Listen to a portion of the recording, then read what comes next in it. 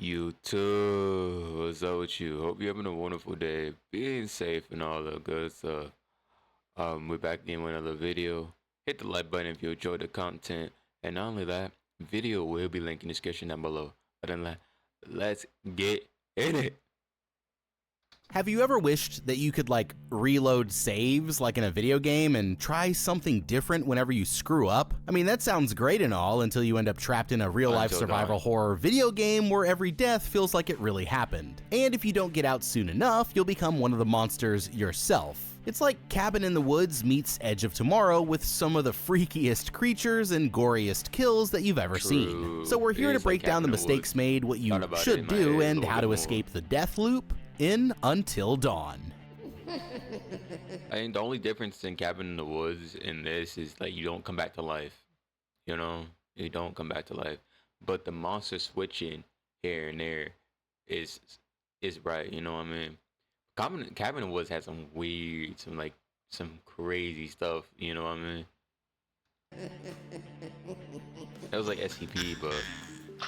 These friends are about to be trapped in the most terrifying night of their lives. Clover here is on a road trip with 4 of her best friends in search of her missing sister, Melanie. It's been 1 year since the girl vanished without a trace after sending her last message from this gas station in the middle of nowhere. And going inside, the creepy clerk points her to the nearby town of Glore Valley, where he says that people seem to disappear all the time. They haven't made it far before they end up lost in a torrential storm, but just when they're really starting to panic, they suddenly hit a pocket of perfectly clear weather over an empty patch of land somewhere deep in the woods. So you tell me they're not curious of why like the rain doesn't hit this area at all?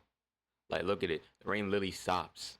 It's not like, oh, it's a little bit less rain or something like that. It literally stops here. Like crazy work. Clear weather over an empty patch of land somewhere deep in the woods. The only building in sight is an old welcome center, so they decide to stop inside and take a look around. The place is completely empty with no sign of anyone, but while the others are busy checking it out, Nina signs her name in the guest book. And that right there was her biggest mistake. Flipping the page, they're shocked to find Melanie's name written several times, with each time getting worse and worse until she can barely write it at all. That's when they realize that the hourglass on the wall has started counting down towards 0. And looking outside, they see that somebody is already sitting in their car. They have no idea what this guy could be up to, but with no service and no car, they decide to check for a phone somewhere inside the building, leaving Nina and her boyfriend Abe to keep an eye. I have to say, she has a fucking beautiful eyes. Like damn, the way she was staring at the camera had me memorized. All right, I'm good. On the situation outside. Alright gamers, something tells me this guy knows exactly what happened to Clover's sister. Now, I'm glad they're not about to go out there and ask him for directions like most of these idiots would, but they're still completely underreacting to the situation. And the truth is that they've been setting themselves up for failure since the very beginning. First off, anyone who's ever seen a slasher movie knows that when the gas station guy tells you not to go somewhere, you shut the hell up and listen, alright? His exact words were, Glore Valley, that's where people get in trouble. And these 5 morons just drove straight to it like it was an open invitation. With her mom dead and her sister probably the same, Clover here might feel like she doesn't have much to lose, but everyone else still has a bright future ahead of them. And if a friend told me that we had to go on a trip to the Valley of Mysterious Disappearances, I'd tell that dumbass that she's on her own. But you know what, y'all? I'll be honest with you, same here. Like, you think I'm coming with you? I ain't hitting it. I ain't going. Tired shit, you know what I mean?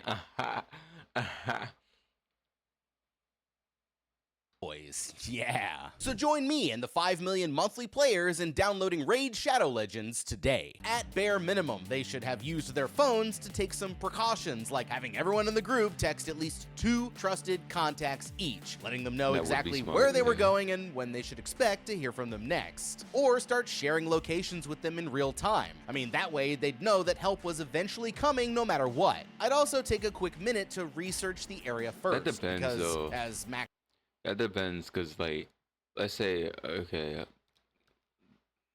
they die and then come back. What says that the people that are looking for them don't like get reversed in time as well, or the area they're in can't be found by the person that's looking for them, or like they somehow walked into another dimension. You know what I mean? Like the rain is not hitting this area. Weird.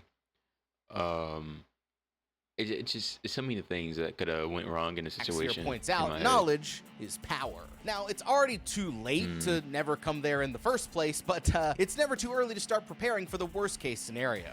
Personally, I'd already be pushing furniture in front of the door instead of waiting to find out, but it looks like these 5 are about to learn that lesson the hard way. Clover and the others find their way down into the building's creepy basement, where it seems like someone used to live before the place was suddenly abandoned. It doesn't take her long to find an old phone, but the line is already dead, so it won't be much help. All of a sudden, their friends upstairs hear a strange noise from somewhere at the end of the hall, and Abe here wanders off to see what caused it. After a minute, Nina hears another loud thud from the other room, and as she nervously goes to check it out, she's horrified to discover that her boyfriend's been completely cut in half by an enormous mask-wearing psycho with a pickaxe. Hearing her scream, Max goes upstairs to investigate, only to see the killer standing over his friend's body. Terrified, he immediately runs back to warn the others, and they all take cover as the man starts following him down into the basement. Seeing an opportunity, he grabs a wooden chair and shatters it over the killer's back, but the attack has absolutely no effect, and when he reaches for a broken piece, the man yanks it out of his hand and pierces him straight through the eye. This leaves only Clover and her friend Megan still alive, and she nervously grabs the knife off the counter as he focuses in on the closet where the other girl is hiding. Suddenly, he blasts his arm through the opening and pulls her straight through the door, picking her up by the ankles and slamming her body against the wall before she even knows what happened. Desperate, she begs Clover for help as he brutally slams her head against the floor over and over again. But the girl just stands there frozen until it's already too late. Finally, she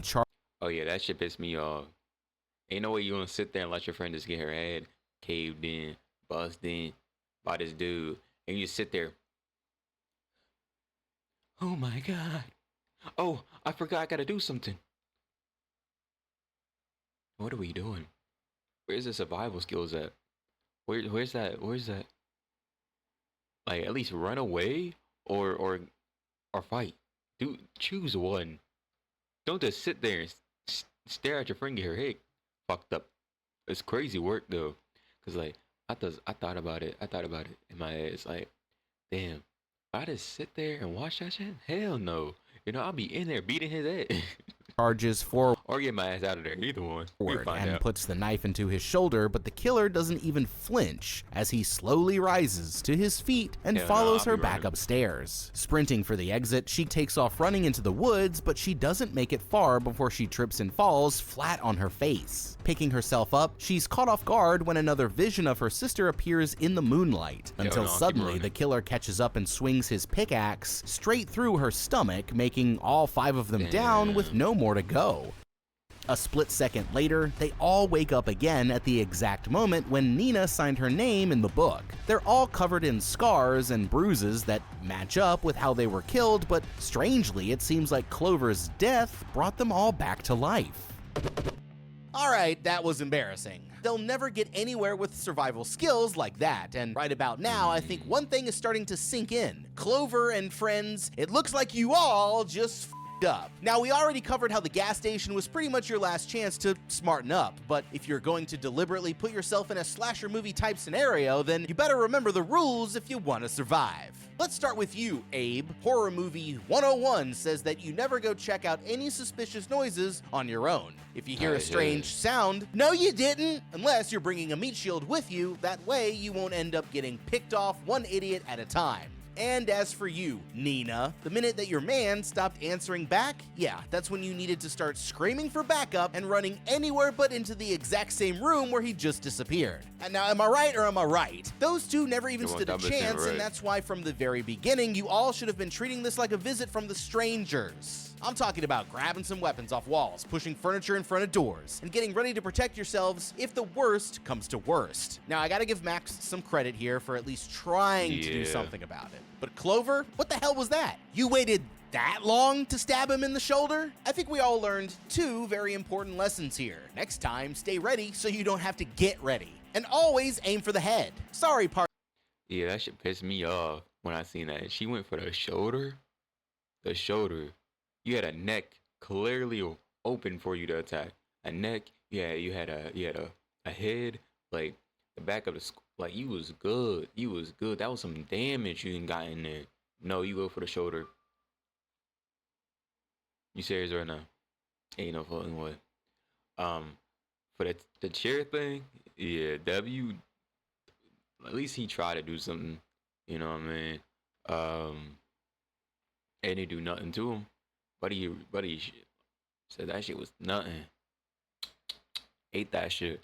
That was good breakfast, good eats type shit. Party people, it looks like Crazy he just f***ed up. Checking the wall, they see that each of their Crazy. pictures has been added to the board of missing people, and Megan says that whatever has control of the place must have them trapped. It seems like they're stuck in a loop, with the events of the night repeating themselves over and over again, but that's when the lights start to flicker and they realize that it's going to be different every time. Just then, they hear the front door slam in the lobby, and as they cautiously peek around the corner, they find it opening and closing all on its own. Abe runs over to lock it, but it opens again as soon as he turns around, forcing them to jam it shut with whatever they can find. Looking at the hourglass, Nina realizes that it's been reset, and while they're all distracted, Megan starts to feel like something incredibly strange is happening to her body. All of a sudden, she lets out an ear-piercing scream as her bones begin to twist, and her eyes roll into the back of her skull, shattering every light bulb in the building. And by the time that her friends turn on their flashlights, the girl has already disappeared. They find her in the room with the board full of missing posters, levitating in mid-air, and repeating the last words of each victim in their own voice. Until finally, she looks at her friends and cries, "Don't let it in," before the demonic force that's controlling her violently snaps her neck. Terrified, they're wondering what's next when they hear someone knocking on the front door, but when they look out the window, it seems like there's nobody on the other side. Suddenly, whatever's out there starts calling for help in her sister's voice, and panicking, Clover throws open the door only to realize that it was all a trick. Looking across the driveway, they spot a rundown old shack that definitely wasn't there earlier, but before she can do Okay, so the person says, "Don't let them in," or don't let it in," right? And then she hears her sister cry out for help. But we both know that you just died, right? And we both know that, let's be honest here, your sister's not here. Your sister's not here. We know it. We know this. We know this. Why do we know this? It's because if she was, you would have found her already type shit. First time you was there, you would have heard her scream for some help. Nope. But now the door has some type of weird demon on it. Now she's screaming for help. Crazy work for her.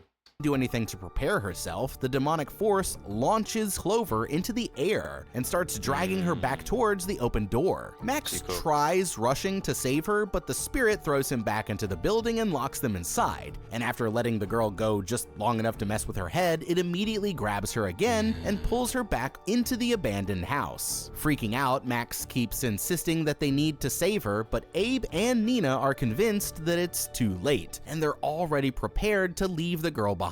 Furious, he storms outside and slams the door in their faces, making it obvious that the pressure is already splitting the group apart.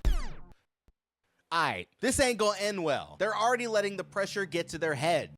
I'll be honest with you, personally, I'll be like, damn, she's cooked. That dumbass bitch never opened that door when I said don't open up the door. Well, I didn't say it, but when the ghost bitch said don't open up the door, don't open up the door, and she opened up the door and she got taken. Personally, me, in my head, I'd be like, damn, well deserved.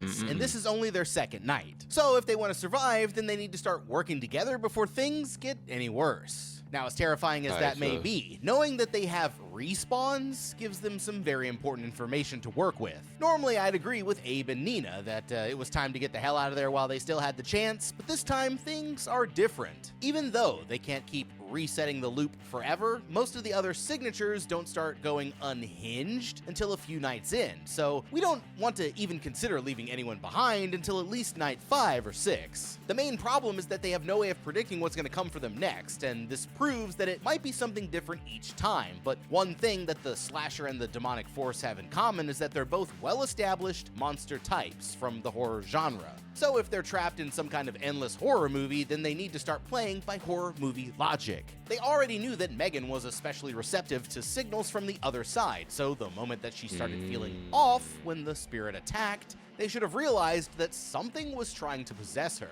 Now, whenever that happens, the first thing that you need to do is restrain them. So I would have had Abe and Max hold her down, while Nina and Clover quickly searched the building for any rope, sheets, or even curtains that they could use to tie her hands and feet. They don't have the skills or equipment needed to perform a proper exorcism, but the good news is they wouldn't have to.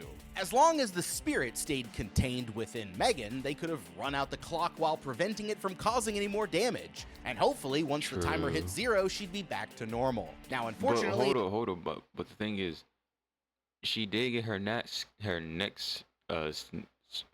snapped, or I don't know why that was such a struggle for me. I don't know, did she do that with her own hands, or did she just twist and snapped? You know what I mean? Because if the ghost can just snap her neck whenever the ghost wants to, then attaining it doesn't really matter. It's already too late to save her, and she gave them very simple instructions not to let it in. So Clover here is absolutely an idiot for falling for the trap. But since they don't know if the girls will stay dead or not after they break the loop, it's still better to try rescuing her now than leaving her behind. Right now, the best thing they can do is stick together and search the house for their friend, because even if they all die, they'll get another chance when the loop resets. Because, I mean, at least they'll still be working as a team instead of fighting amongst themselves and making the situation even worse. Meanwhile, Clover wakes up on the floor of the abandoned shack, but she's not alone. As she looks around, she notices a decrepit old woman with an oxygen tank sitting in front of the TV, but as she quietly goes to leave, the woman slowly turns to face her, glaring at the girl with a sinister grin. Crossing the room, she threatens that they'll be stuck in the loop forever unless they can survive the night, before suddenly pinning the girl down and holding the oxygen mask over her mouth as her body slowly crumbles into dust. Outside, Max watches nervously as the door slowly creaks open, but the moment that he steps into the shack, his friends use the chance to make a run for the Jeep. Pulling out, Abe hits the gas and floors it into the storm, but before they've even made it more than a minute down the road, they spot a massive 300-foot-tall creature blocking their path, forcing them to turn back towards the welcome center. Nina begins to panic as she realizes that her door is locked, but while she's distracted, the mask-wearing psychopath returns and kills her boyfriend with a slash to the face, before appearing in the window directly behind her when she turns around. Inside the cabin, Max is still searching for any sign of his girlfriend when he hears a strange noise coming from somewhere upstairs. Checking it out, he eventually makes his way into a bedroom that's full of creepy old dolls, with an antique rocking chair sitting motionless in the corner. When he turns his back, the chair starts moving all on its own, and he nervously reaches out to stop it with his foot, but when he turns around again, he finds one of the evil I have this gnat. It's bothering me. Crazy dolls sitting in the seat and kicks it to the other side of the room out of pure frustration. Suddenly, he turns around only to find himself face to face with his possessed girlfriend, and she's wearing one of the creepy masks from the mannequins downstairs, but before he even has a chance to react, she pulls out a knife and slashes his throat. Going for the others, the girl confidently walks outside like she's about to go on a rampage, only for her to immediately get run over by the killer the moment that she steps foot in the road. With the last player killed, everything instantly resets back to the start of the night, and they all wake up back in their original positions as the cycle begins again. All right. I'm just gonna keep it real. Honestly, these guys suck at this so far. I agree, but I do want to say this though. Is the reason why I seen a bunch of the reason why I didn't like it, but I think the movie's really good. I just don't like the name of it, just because I think they should just name it something else instead of naming it Until Dawn, because it really has nothing to do to Until Dawn's story. Literally zero. Besides like one monster in here has somewhat a similarity.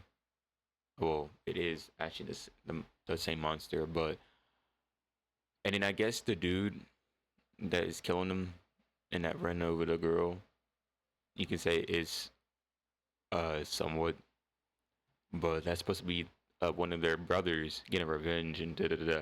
I think Until Dawn's story would have been a good movie, even a good show if they wanted to do episodes with it. You know what I mean? So for them just to drop that for this, kind of upsetting. But I think they did make a good movie. Y'all tell me your thoughts inside the comments if you do think it's a good movie. Personally, me, I think it is a good movie. I think they should just rename it something else though. But hey, at least they're getting another try. They don't know what's coming up next, but they do know what they've been up against so far, so it's time to get prepared and do everything possible to survive this next attempt. Step one is to secure the building, and when it comes to dealing with the slasher, that should be easy enough. Clover, Nina, Abe, and Max should go around the house making sure that all the doors and windows are locked, blocking them with the furniture, and putting obstacles at strategic areas in the hallways that they can use to slow them down. Now, keeping the witch out is a little bit more complicated, but it's not impossible. I mean, while the others are busy putting up physical defenses, Megan needs to search the house for any salt or iron nails that she can find. And actually, those might sound like two random objects, but according to folklore, they both work as deterrents for supernatural beings. Yeah. So if we can find some, we need to lay salt lines along all the doorways and windows, hammer some iron nails in there as well, and draw out any protective symbols that she's familiar with on the floor, giving them as much protection as possible from the witch's influence. And I mean, after that, the next step would be to gather up any potential weapons that they find in the building. I mean, not only does this give them a way to defend themselves, but it also takes the weapons out of the slasher's hands, making him easier to deal with. Then it's as simple as hunkering down here in the lobby and waiting to see what happens. If the slasher starts breaking in, then they'll need to work together as a team to hunt him down. They can use their numbers to bait him into an attack, and then while he's recovering, go straight for the head this time. If they can take him out of the picture, then that's at least one less problem that they'll have to deal with. But it's important to remember that they don't actually have to defeat any of the creatures. They just have to survive until the timer runs out. So instead of neutralizing threats, their main focus should be on keeping each other alive, because if even one person is killed, then they'll have to consider restarting the loop. With all that being said, they need an escape plan in case something goes wrong, so I'd plan to retreat to the second floor, where they can climb out the front window and jump down into their car. Even then, they can use the Jeep as a form of mobility, protection, and even a weapon, all while staying within the confines of the property, trying to hold out in the car for as long as they can. And if they have to, it gives them the option to try their luck in the storm. The key is to prepare themselves as much as possible while leaving their options open to adapt if things get too dangerous. It's not going to be easy, but if they stay mobile and take every possible opportunity to prepare themselves, they just might be able to outlast the clock. Now that it's the third night, they notice that their injuries are getting worse, and it's starting to seem like they might never escape. With no way to tell what's coming next, they decide to barricade the doors and take shelter in the bathroom, but even that won't be enough to keep them safe. Thirsty, Abe gets up to try the faucet, and to their surprise, it starts pouring perfectly clear water, even though it wasn't working at all before. Thinking nothing of it, he immediately fills a glass and chugs the whole thing down before filling it up again and passing it around to the rest of the group. Although things are looking bad, Max says that there must be a way to get out, because I think it's a bad idea to drink the weird water, to be honest with you. If it didn't work the first time y'all was here, why do you think it's working now? I think that's very suspicious. It's very something to like think about, but like, I rather just not be, I rather just not be quenched, I'd rather just be thirsty. According to the witch, it seems like they'll break the loop if they can survive until dawn. The only problem is they don't get an infinite number of tries, because every time they reset the loop, they're starting to become more and more like the monsters themselves. While his friends are all distracted, Abe starts coughing up blood into his hand, but he decides not to say anything about it to the others. He tries his best to play it off, but it only gets worse and worse until suddenly he just explodes right in front of everyone, showering them all in a spray of blood and body parts. Panicking, Nina runs to the sink to wash the blood out of her mouth, only for her to explode next just as the others are warning her to stop. Whatever's causing this must be in the water, and as they stumble into the hallway, they realize that there's only a matter of time before the same thing happens to them. Megan starts coughing next, but what happens to her is so much worse. Instead of just exploding all at once, her body starts blowing up one section at a time, finally ending with her head as she's begging the others for help. Horrified, Clover starts begging Max to kill her instead so that they can reset the loop, but even knowing that they'll all come back, he still can't bring himself to do it. All of a sudden, he explodes just like the others, leaving only Clover to sit there and wait for her turn. But strangely, that's when the man from the gas station enters the room, telling the girl that she almost made it just before she finally blows up. Okay, Crazy, now wait, come what? on. At this point, it's like they're trying to stay trapped in here forever. Knowing that everything here is trying to kill them, you would have to be a total moron to trust the water after it just started working. They'd Yeah, have that's to be what I'm very careful saying. not to get any on themselves, but I'd start searching the place for any bottles, mason jars, and even syringes or spray bottles, filling them with water and then throwing, spraying, or injecting it into whatever monster attacks them next. Before Clover died, the creepy old man pointed out how they almost made it, and this got me thinking, what if there was a way to somehow speed up time? Every time they reset the loop, the hourglass on the wall resets too. So if the passage of time here is somehow directly connected to the hourglass, then it might actually be possible. As we know, an hourglass tells time as sand falls through the neck due to gravity, but applying heat can actually cause the glass to expand a tiny amount due to the increased molecular energy, slightly widening the neck and allowing the sand to flow through it more quickly, right? It also works on the sand itself by drying out any moisture that might be causing it to clump up, warming up the particles to make them flow slightly faster. So knowing this, I'd search for a heat source like a candle or even a bunch of uncovered lamps and place it directly under the hourglass when the next round starts. It might only be a tiny change, if anything, but with how close they came to winning tonight, even fractions of a second could make a difference. After the next reset, they decide to check the basement for any clues, and Clover ends up making an important discovery. The strange man from the gas station was actually Dr. Alan Hill, a psychiatrist who specializes in trauma. Many years ago, a mining disaster buried the entire town in a giant sinkhole, and the doctor came there promising to help the survivors, but it turns out that he had something much different in mind. That explains why there's a random door in the basement, but when Nina opens it up, the other side looks like a tunnel directly to the underworld itself, so going that way doesn't seem like an option. Checking the desk, Max finds a VHS tape and puts it on, watching as the camera focuses on a man in a padded cell. It looks like this guy was trapped in the loop just like them, and the doctor explains that after each night of horror, he began to change into a monster. After 11 nights, the victim completely transformed into a terrifying beast that he calls the Wendigo, and the others realize that the process is already happening to them. Just then, the doctor begins speaking over the radio, offering them a new opportunity to escape. He says that 4 of them can leave, but one of them has to die for real, and Megan here senses that he's actually a lot closer than they think. Picking up a signal, she points her finger straight at the man's desk, and inside they find an old map from before the town was destroyed. Sure enough, it shows that the Glore Valley Sanitarium used to be somewhere nearby, and Clover realizes that must be where the doctor is hiding. Getting back on the mic, she demands a chance to meet with him in person, and the man agrees, but only if Clover here comes alone. He even says that he'll let the girl see her sister, but her friends can tell that it's obviously a trap. The only one who actually wants to go is Abe here, who keeps coming up with any excuse possible to support the girl's decision. But there's nothing that her friends can do to stop her as she barges past them and rushes into the forest. The others are absolutely furious at Abe for encouraging her to go, knowing that he only did it in hopes of saving himself. He tries to argue that they don't have many more chances left, so it's better to let Clover be the sacrifice if it means that they get to escape. But before he's even done talking, Nina grabs the pickaxe off the wall and puts it straight through his stomach, telling the others to go look for their friend. Somewhere deep in the woods, Clover's searching for the doctor when she accidentally... Okay, killing each other is crazy work. I ain't gonna lie to you.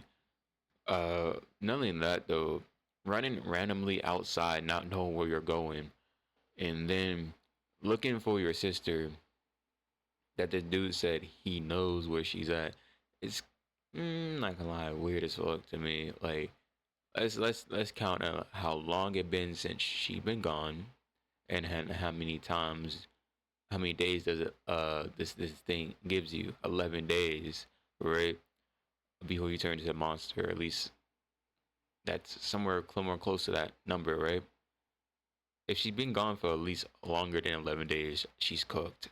Accidentally steps directly into a bear trap. Shouting from the pain, she reaches down to pull it off, only for something to drag her away into a pitch-black cave. Meanwhile, back at the Welcome Center, it doesn't take long before the killer shows up to find them, and knowing exactly what has to happen next, Nina simply tells him to start with her boyfriend first. Alright, well, so much for that plan. They've already screwed this up again because they're still refusing to work as a team, but fighting with each other is the absolute last thing that they need to be doing. Now, first of all, Clover here is obviously a complete idiot for falling for the doctor's trap. Her sister's been gone for over a year now, and they saw in the guest book that she's already transformed, so by now, there's absolutely nothing that they could do to save her. Normally, I'd agree with Abe here. If only 4 of us can leave and she wants to go looking for her sister even though it's obviously a trap, then the smartest thing from a survival standpoint is to just let her go. But that's only if we believe a word that the doctor says, and why should we? He's clearly an unhinged maniac, and if he lets any of them leave, then they'll just go straight to the police and blow up his spot. So I've got a feeling that when he says he'll let some of them go, it's really just another trick to turn them all against each other. Now, the fact that he's trying so hard to split them up tells us that they need to be working together. And as usual, it looks like there's some important opportunities that they're missing here. Searching the basement was actually a great idea because it gave them context for what's actually going on. Now they know that the doctor is using the trauma connected to this place to run some kind of up experiment, and understanding who's behind it all can be key to escaping, but not by playing along with the obvious traps. When they first arrived, they noticed that the Welcome Center was covered by a patch of perfectly clear sky, even though the surrounding area was in the middle of a torrential downpour. If this were just the eye of the storm, the weather would have changed by now, but since they're permanently caught in the bubble, it tells us that something else is going on. This kind of strange weather anomaly would be almost impossible under normal conditions, but it's possible that a thermal updraft caused by a large heat source like underground vents or electromagnetic fields could create some kind of dome of clear weather. At least it did in my D&D campaign. So if we put all this together, it's possible that the doctor here has some kind of Outlast-style machine that runs the whole loop, and going beyond the storm could get you outside of its very effective boundary. The doctor would have needed a location for his device, so unless it's hidden right at the Welcome Center, it's most likely in his lair at the nearby sanitarium. Earlier, they decided not to use the tunnels because it looks too dangerous, but as long as they still have more respawns, they have nothing to lose by trying. We know that the town suffered from a mine collapse, so it's possible that these tunnels could lead beyond the boundary of the storm. And at this point, it's much too late to save this round, but the next time that they reset, instead of splitting up and fighting over the right thing to do, they should all grab some weapons and flashlights and start heading into the tunnels, going in the opposite direction to the sanitarium and trying to get as far away as possible to see if they can eventually escape the bubble. As Max and Megan explore deeper into the forest, they find entire neighborhoods of the community half buried, with only their roofs sticking out of the dirt. They're calling out for Clover when they hear an uncanny screech from somewhere in the darkness, and looking up, they're terrified to see one of the Wendigos snarling down at them from a tree. Running for their lives, Megan accidentally trips over something on the ground, realizing that she's just fallen directly onto a skylight from one of the sunken buildings. Max tries pulling her to safety just as the glass is about to break, but the Wendigo pounces directly on top of her and sends them both plummeting down into the room below, dragging her away into the shadows while he can't do anything but watch. Somehow, Clover here is still alive, and she manages to drag herself back out of the cave just in time for Max to find her. Suddenly, her sister Melanie emerges from the darkness, revealing that she's been transformed into a Wendigo as well, but as she lunges to attack, he quickly grabs the trap and sticks it straight onto her face, giving them a chance to run while the creature struggles to get free. They eventually take cover near the entrance to the old mine, and Clover starts blaming herself for what happened. Hearing the monster coming, she hands him a piece of broken glass and asks him to reset the loop. Only this time, he's actually able to do it, knowing that it's the only way to save his friends. After doing what she asked, he swallows a mouthful of water from a leaky pipe and steps out to confront the creature, shouting at her just as he explodes into a million pieces. Waking up again, Clover finds herself already back inside the cabin, and her boyfriend explains that she was acting extremely out of it. Nobody can seem to remember how long that they've been there, but that's when Nina drops the news that it's already been 13 nights, and when the others check the guest book, they realize that she's actually telling the truth. It seems like the loops must be affecting their memory, causing them to lose track of time, but that's not the only thing that they lost track of. Just then, they realize that Megan has gone missing, and there's no sign of her anywhere they look. The others can't remember what happened to her, and they're worried that she might have succumbed to the transformation before anyone else. On a hunch, Abe takes out his phone to check his camera, and it turns out that he's been recording their experiences during each night. His camera roll is full of clips showing them being attacked by everything from body-infesting parasites to a giant shadow man, and even more Wendigos with each attempt that went by. The final recording takes place from Megan's perspective, showing the doctor as he disappears down the tunnel into the basement. Turning to the camera, she says that she's going to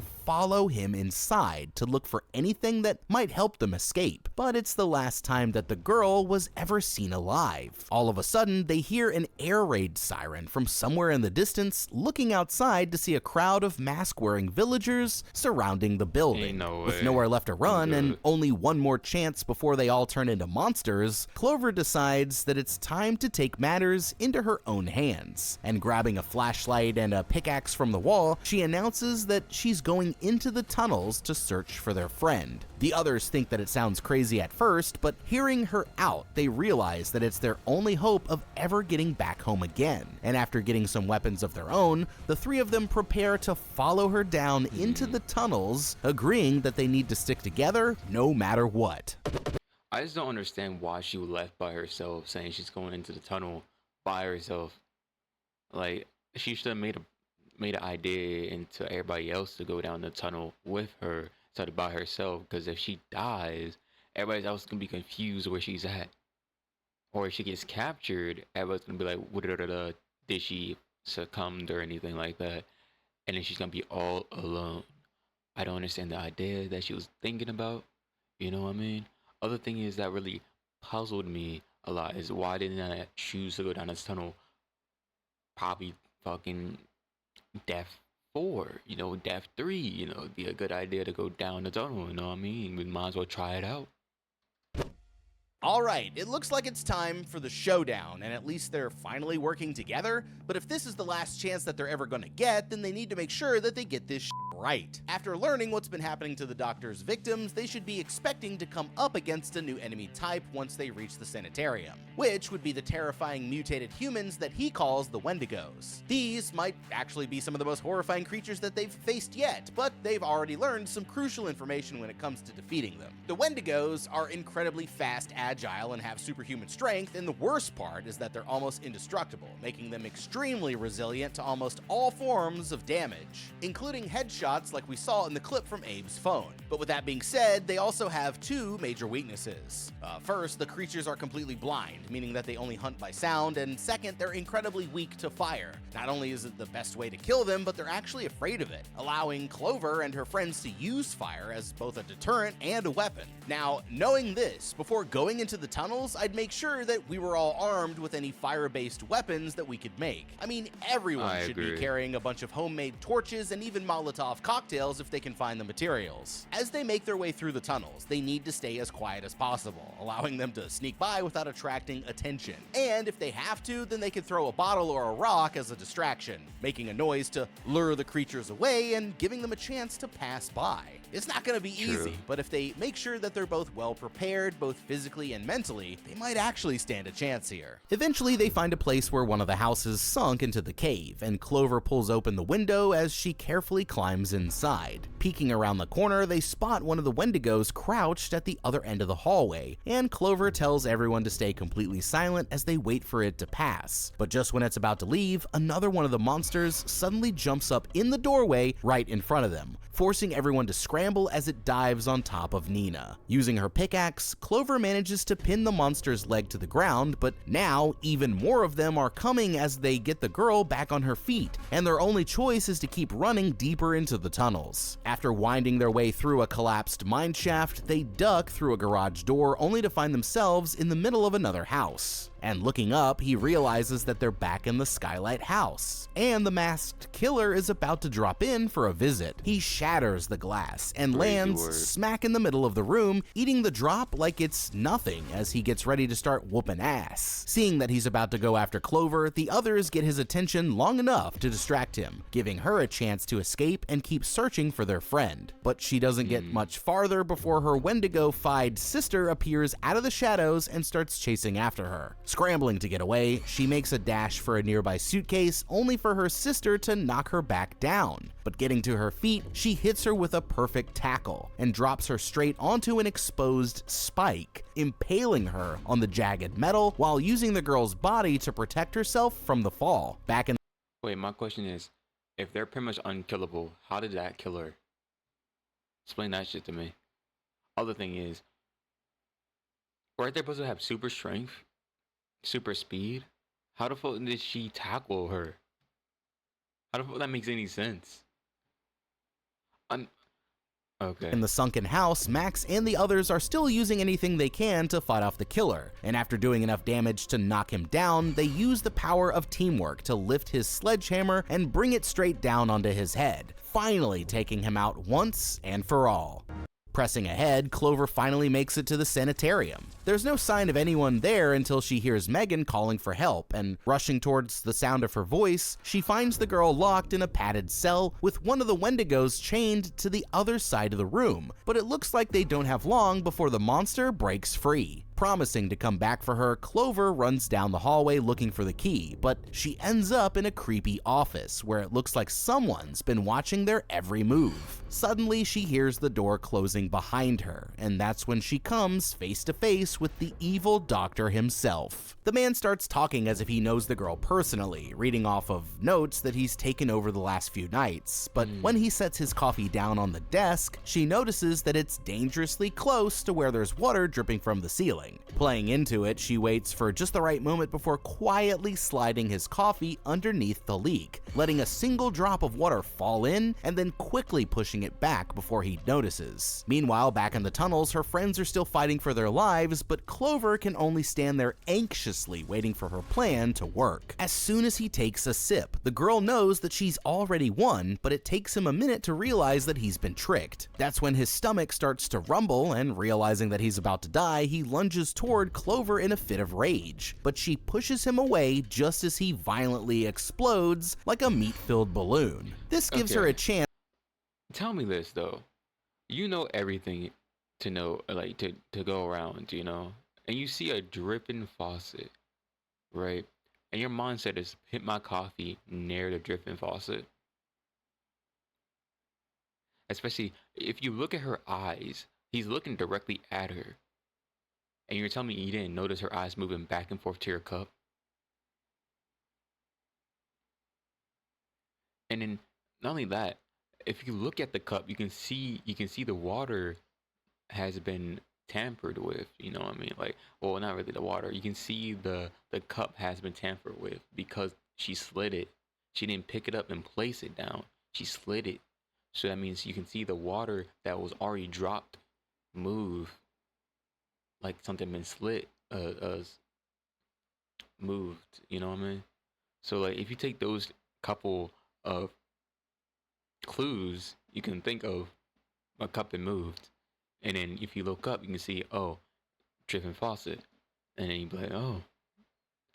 To grab his keys, and running back to the cell, she gets there just in time to save Megan's life, unbuckling her from the chair and slamming the door just as the creature finally breaks free. With only a matter of minutes left on the clock, everyone keeps running for their lives with dozens of Wendigos still chasing after them. Clover eventually makes it to a place where she can see moonlight poking through, and reaching up, she has to pull herself straight through the soil, all while the monsters keep trying to drag them back down. The girls manage to get free free again just as their friends come to the rescue, pulling them out of the tunnels as the timer finally hits 0. Suddenly, the sky around them clears up as they watch the sunrise over the mountains, and helping each other to the car, they finally get to go home after surviving the most traumatizing road trip of their lives. That makes 1 doctor down with 5 survivors, but back in his office, the monitors flip from the welcome center to a snowy cabin just as a black SUV arrives outside, and it looks like another experiment is already about to begin. Until Dawn. Yeah, I was so hyped when I saw that they were making an Until Dawn movie based on the PlayStation game. You already know I got that platinum trophy on PSN on that PS4, baby, and I actually ran through it again on PC because I like it so goddamn much. Everyone knows Until Dawn is like a choose-your-own-adventure game, and the movie just had so many options that you could have explored, so you gotta let me know down in the comments if you would have done anything differently. Other than that,